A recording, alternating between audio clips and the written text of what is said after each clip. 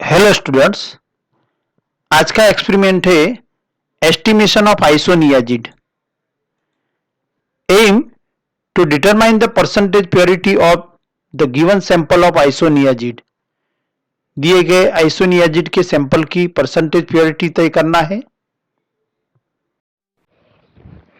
Requirement है isoniazid sample, concentrate hydrochloric acid, potassium bromide, methyl red indicator और 0.0167 molar KbRO3।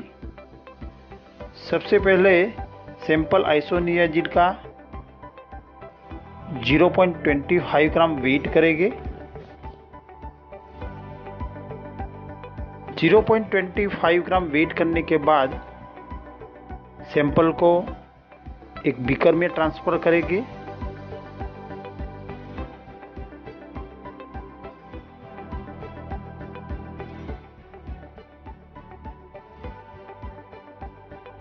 और उसको minimum distil water में dissolve करेंगे।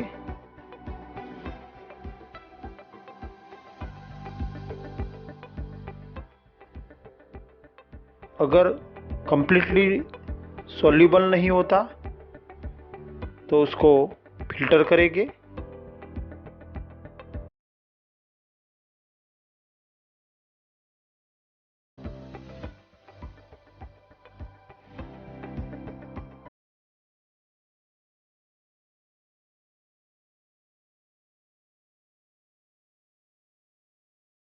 इनसॉल्युबल पार्ट को फिल्टर करके रिमूव करेंगे।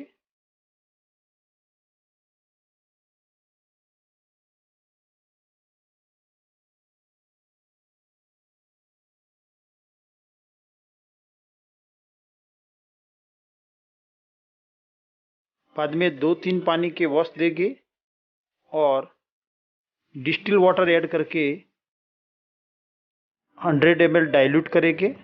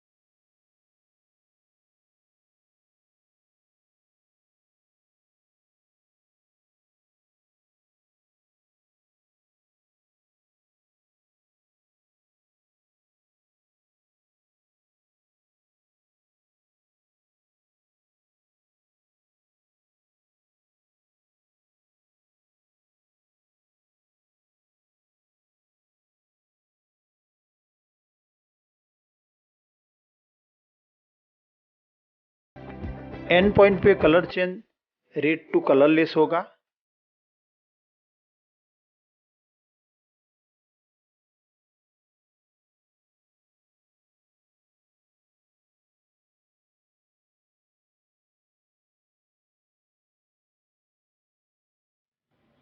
यह colour change red to colourless हो गया है और ब्यूरेट रीडिंग है 13.8 ml।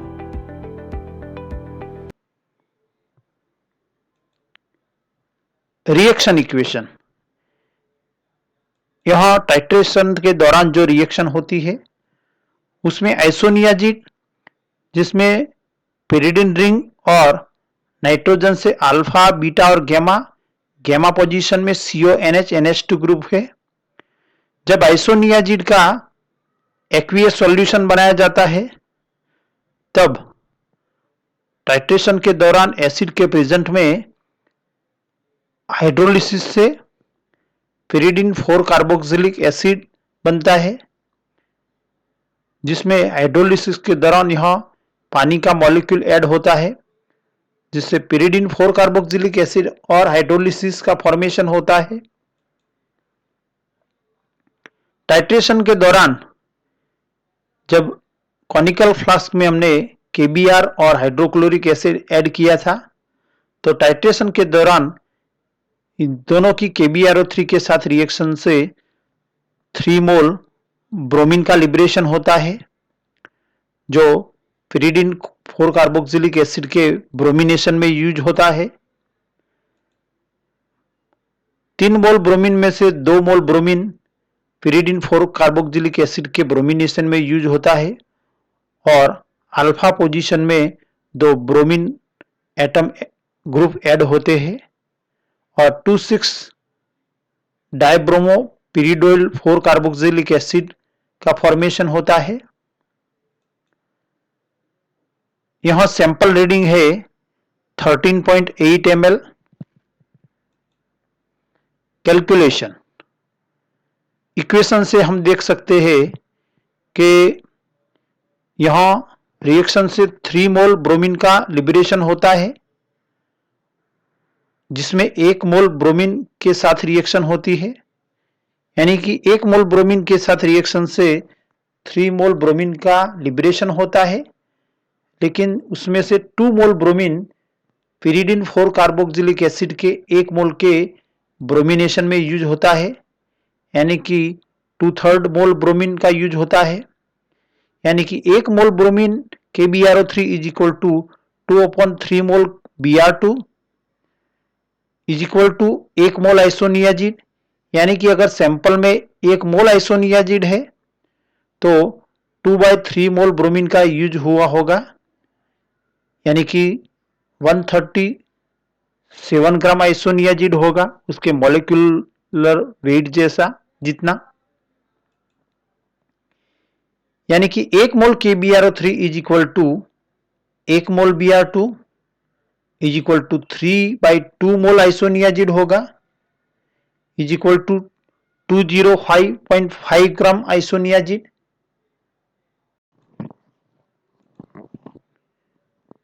यानी कि 1000 ml 1 molar KbRO3 is equal to 205.5 gram isoniazid होगा।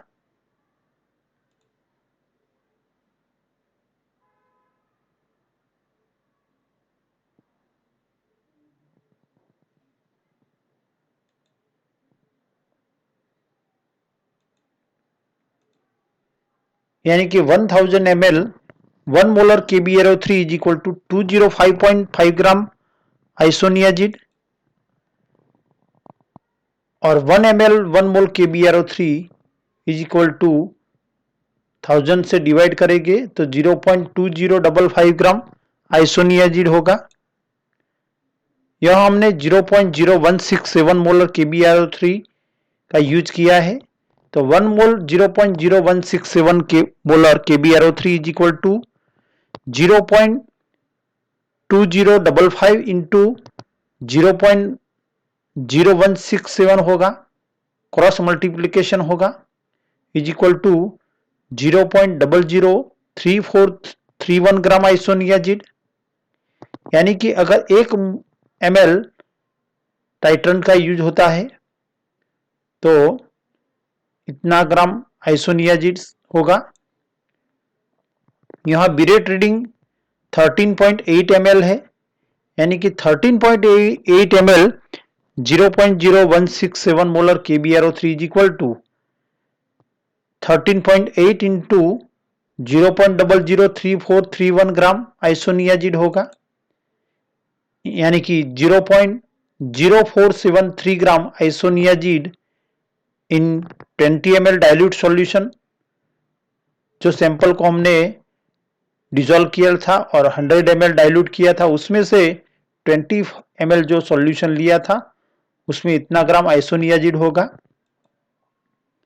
अगर उसको 5 से मल्टीपल करेंगे तो जो अमाउंट आएगा वो गिवन सैंपल में मिलेगा, यानी कि 100 ml सॉल्यूशन में है 0.236 gram isoniazid. Percentage purity of isoniazid is equal to amount of isoniazid into 100 upon weight of sample.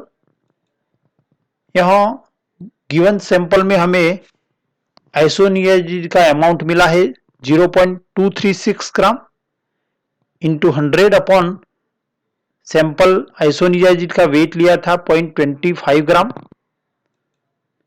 Is equal to 94.4% percentage purity है। Result percentage purity of isoniazid is equal to 94.4%। Thank you for watching.